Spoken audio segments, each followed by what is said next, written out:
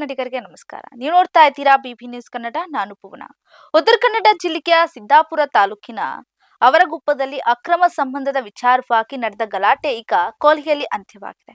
ಅನೈತಿಕ ಸಂಬಂಧದ ಕರಾಳ ಮುಖವೊಂದು ಇಡೀ ಜಿಲ್ಲೆಯನ್ನ ಬೆಚ್ಚಿ ಬೀಳಿಸುವಂತೆ ಮಾಡಿದೆ. ಕ್ಷುಲ್ಲಕ ಕಾರಣಕ್ಕೆ ಶುರುವಾದಂತಹ ಜಗಳ ರಕ್ತಪಾತಕ್ಕೆ ನಾಂದಿ ಹಾಡಿತು. ಒಬ್ಬ ವ್ಯಕ್ತಿ ಬಲಿಯಾಗಿದ್ದಾರೆ.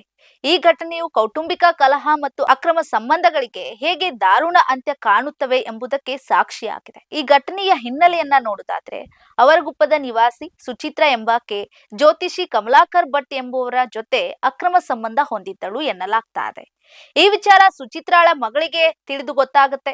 ಆಕೆ ಕೂಡಲೇ ತನ್ನ ತಂದೆ ಮಹೇಶ್ ನಾಯಕ್ಗೆ ವಿಚಾರವನ್ನ ಮುಟ್ಟಿಸ್ತಾಳೆ. ತನ್ನ ಪತ್ನಿಯ ಅಕ್ರಮ ಸಂಬಂಧದ ಬಗ್ಗೆ ತಿಳಿದಂತಹ ಮಹೇಶ್ ನಾಯಕ್ ಕೂಡಲೇ ಸಿದ್ದಾಪುರ ಪೊಲೀಸ್ ಠಾಣೆಗೆ ತೆರಳಿ ದೂರನ್ನ ನೀಡ್ತಾರೆ. ಆದ್ರೆ ಈ ದೂರು ನೀಡಿದ ವಿಚಾರ ಸುಚಿತ್ರಾ ಮತ್ತು ಆಕೆಯ ಮನೆಯವರನ್ನ ಕೆರಳುವಂತೆ ಮಾಡುತ್ತೆ. ದೂರು ನೀಡಿ ಮರಳ್ತಾ ಇದ್ದಂತಹ ಮಹೇಶ್ ನಾಯಕ್, ವಸಂತ್ ನಾಯಕ್ ಹಾಗೂ ಕುಮಾರ್ ಅವರ ಮೇಲೆ ಸುಚಿತ್ರಾ, ಆಕೆಯ ತಂದೆ ಲೋಕನಾಥ್ ಮತ್ತು ಅವರ ಸಹಚರರು ಸಂಘಟಿತವಾಗಿ ಮಾರಣಾಂತಿಕ ಹಲ್ಲೆಯನ್ನ ನಡೆಸ್ತಾರೆ. ಲಾಠಿ, ಮಚ್ಚು, ಮಾರಕಾಸ್ತ್ರಗಳಿಂದ ಮನಬಂದಂತೆ ಥಳಿಸ್ತಾರೆ. ಈ ಭೀಕರ ಹಲ್ಲೆಯಲ್ಲಿ ವಸಂತ್ ನಾಯಕ್ ಅವರಿಗೆ ಗಂಭೀರ ಗಾಯವಾಗುತ್ತೆ. ಕೂಡಲೇ ಅವರನ್ನ ಆಸ್ಪತ್ರೆಗೆ ಸಾಗಿಸುವಂತಹ ಪ್ರಯತ್ನ ಅಲ್ಲಿ ಮಾಡಲಾಗುತ್ತೆ. ಚಿಕಿತ್ಸೆ ಫಲಕಾರಿಯಾಗದೆ ಮಾರ್ಗ ಮಧ್ಯೆಗೆ ಅವರು ಕೊನೆಯ ಉಸಿರನ್ನ ಎಳಿತಾರೆ. ಉಳಿದ ಇಬ್ಬರು ಗಾಯಾಳುಗಳಿಗೆ ಸ್ಥಳೀಯ ಆಸ್ಪತ್ರೆಯಲ್ಲಿ ತುರ್ತು ಚಿಕಿತ್ಸೆಯನ್ನ ನೀಡಲಾಗುತ್ತೆ. ಈ ಕೊಲೆ ಪ್ರಕರಣವನ್ನ ಗಂಭೀರವಾಗಿ ಪರಿಗಣಿಸುವಂತಹ ಸಿದ್ದಾಪುರ ಪೊಲೀಸರು ಮಿಂಚಿನ ಕಾರ್ಯಾಚರಣೆಯನ್ನ ನಡೆಸ್ತಾರೆ.